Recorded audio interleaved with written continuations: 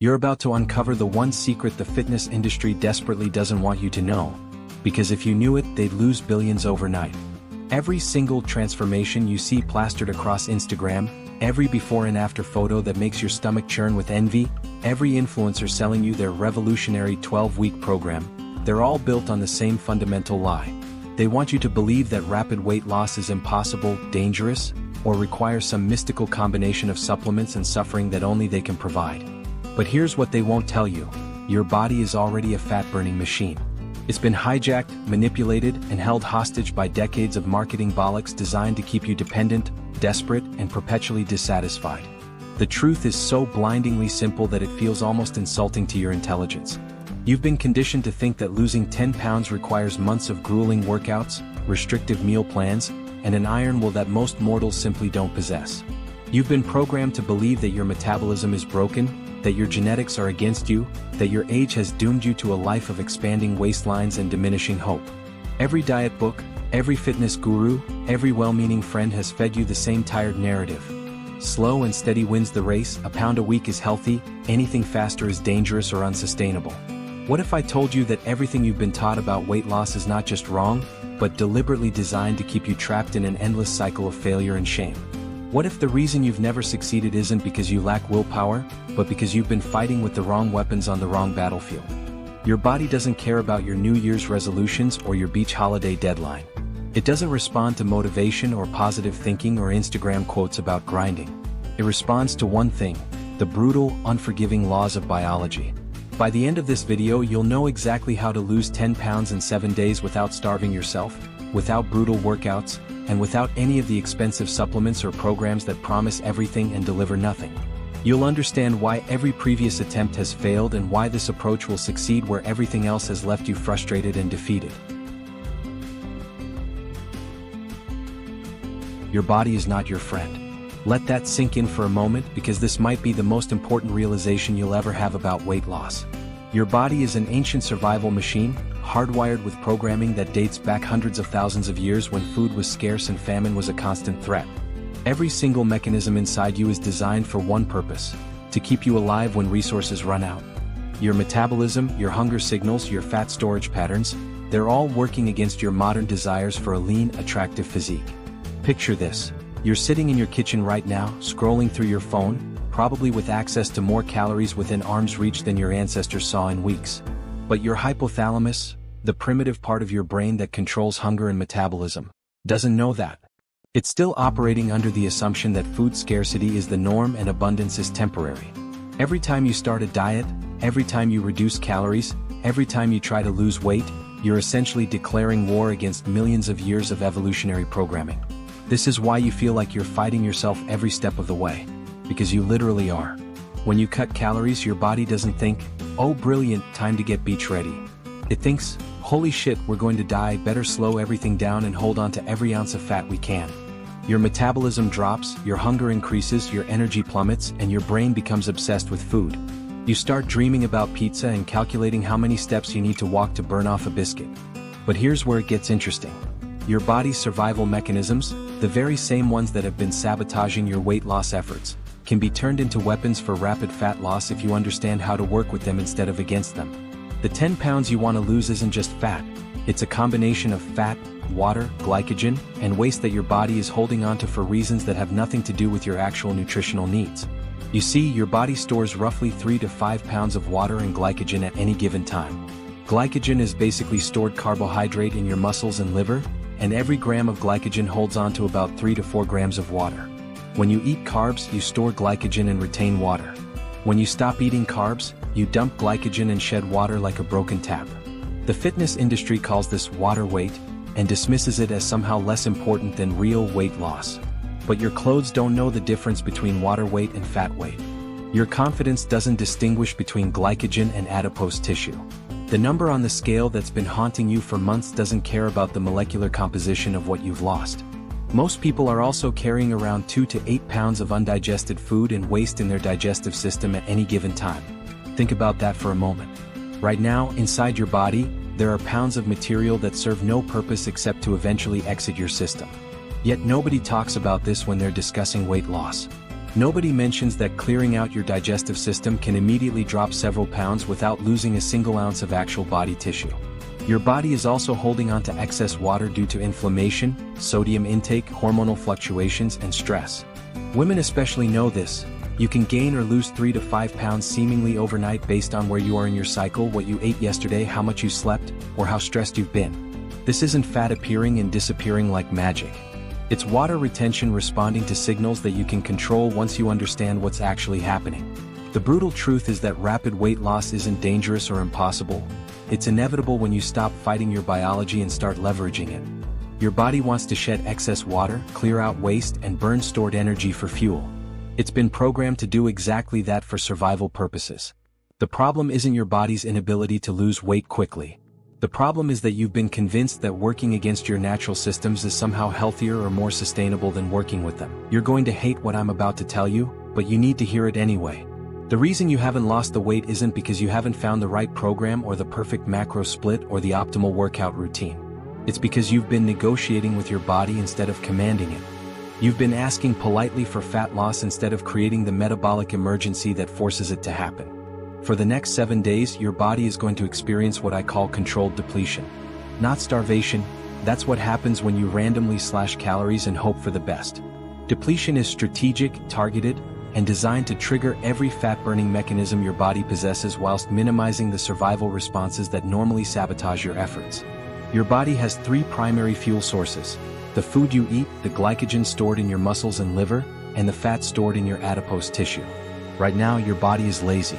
It's burning the easiest fuel first, the constant stream of food you're providing, and never touching your fat stores because it doesn't need to. You're going to change that. For 7 days, you're going to put your body into a state where it has no choice but to raid its fat stores for energy. You're going to empty your glycogen tanks, clear your digestive system, shed excess water, and force your metabolism into fat-burning mode. This isn't about eating less of the same foods that got you here. This isn't about portion control or moderation or balance. This is about creating such a dramatic shift in your body's fuel availability that it has to adapt or fail. Here's what's going to happen to your body over the next week, and why each day will feel different from the last. Day 1 and 2 are about glycogen depletion. You're going to eat only lean protein and fibrous vegetables. Nothing that can be stored as glycogen, everything that requires energy to digest and process.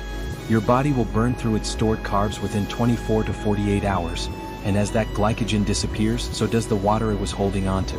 You'll lose 2 to 4 pounds almost immediately, and you'll notice your stomach flattening as the bloating subsides. Day 3 and 4 are when things get interesting. Your body realizes the glycogen isn't coming back and starts switching to fat-burning mode. This is called ketosis, and it's not some trendy diet buzzword. It's a fundamental metabolic state that humans have relied on for survival throughout history. Your liver starts converting fat into ketones, which your brain and muscles can use for fuel. You might feel slightly tired or unfocused as your body makes this transition, but by day 4, most people report feeling more energetic and mentally sharp than they have in months. Day 5 through 7 are where the magic happens. Your body is now fully adapted to burning fat for fuel, your water retention has normalized, your digestive system has cleared out, and you're losing fat at an accelerated rate because your body is finally accessing its stored energy reserves. This is when you'll notice your clothes fitting differently, when you'll catch glimpses of yourself in mirrors and do double takes, when people will start asking if you've lost weight. But here's the part that might surprise you. You're not going to be starving. You're going to be eating more protein than you've probably ever eaten in your life, unlimited fibrous vegetables, and strategic fats that support hormone production and nutrient absorption. You'll be drinking more water than usual, taking specific supplements that support the fat-burning process, and following a simple but crucial exercise protocol that maximizes fat oxidation without triggering excessive hunger or fatigue. The foods you'll eat are simple, accessible, and require no special preparation or expensive ingredients. Lean meats, fish, eggs, leafy greens, cruciferous vegetables, a small amount of healthy fats and nothing else. No fruit, no grains, no legumes, no dairy, no processed foods, no alcohol, no sugar substitutes, and definitely no cheat meals or balance. For 7 days you're going to eat like your life depends on it, because in a way it does. Your future self, the version of you that looks in the mirror with confidence instead of shame, depends on your ability to follow this protocol without negotiation or modification. This isn't sustainable as a long-term lifestyle, and it's not meant to be. This is a strategic intervention, a metabolic reset, A way to prove to yourself that rapid change is possible and that your body will respond when you stop asking nicely and start making demands. After these 7 days, you'll have lost the weight, but more importantly, you'll have broken the psychological spell that's been convincing you that change has to be slow and struggle has to be endless. Your biggest enemy isn't hunger. It's not cravings or social pressure or convenience food. Your biggest enemy is the voice in your head that starts negotiating the moment things get uncomfortable. That voice that whispers, maybe just a small portion, or one bite won't hurt, or you can start again tomorrow. That voice has been running your life, making your decisions and keeping you exactly where you are. For the next 7 days, that voice doesn't get a vote. You need to understand something fundamental about how your brain works when it comes to food and weight loss. Every time you've started a diet and then broken it, every time you've promised yourself you'll be different this time and then found yourself face deep in a bag of crisps, you've strengthened a neural pathway that says, I can't stick to anything. Your brain has learned that your commitments to yourself are negotiable, that your promises are temporary, and that discomfort is something to be avoided rather than endured. This is why willpower doesn't work. Willpower is a finite resource that gets depleted throughout the day by every decision you make, every temptation you resist, every moment of discomfort you endure. By evening, your willpower is exhausted, which is why most people break their diets after dinner, not at breakfast. You've been trying to win a war using a weapon that runs out of ammunition by tea time. But here's what the fitness industry doesn't want you to know. You don't need willpower if you have certainty. When you're absolutely certain that something will work, when you have complete faith in the process, when you've eliminated all doubt and negotiation from your mind, adherence becomes automatic. You don't use willpower to brush your teeth or put on your seatbelt or breathe. You do these things because they're non-negotiable parts of your reality.